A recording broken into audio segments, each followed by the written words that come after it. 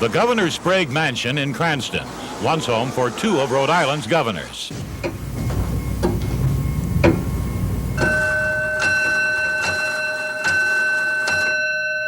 The mansion was built by Governor William Sprague, who dominated Rhode Island politics.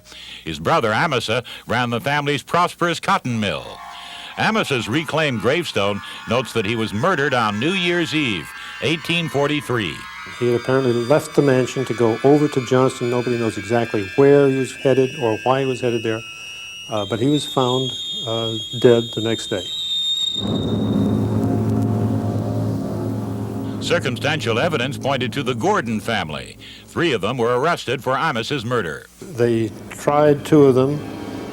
They executed 1 of them, only to find out later on that he was not the guilty party. They had executed the wrong man, and as a result, they abolished capital punishment in Rhode Island. Since then, there have been many sightings of a ghost in the mansion.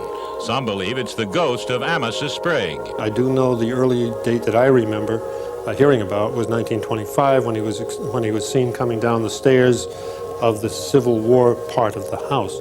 The ghost also has been seen upstairs in the hallway and near a tiny place called the Doll Room. Another spot where the presence of ghosts is said to have been felt is here, in the basement wine cellar. Some visitors attribute an occasional unexplained rush of cold air here to the work of ghosts. Of course, we don't know how many wine coolers they had before they felt it. Robert Lynch says that a few years ago, his son was caretaker of the mansion. One night, the young man allowed 3 male friends to stay over.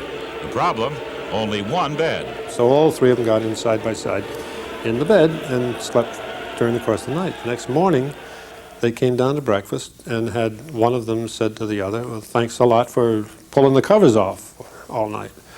And of course, the other fellow denied having done so, and they went back and forth, and finally they came to the realization that the covers had not been pulled off from the side, but had been pulled off from the foot of the bed. How that was done, you can leave to your imagination.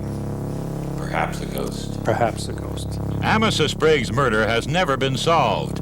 Phil Wilson, Channel 12 Eyewitness News.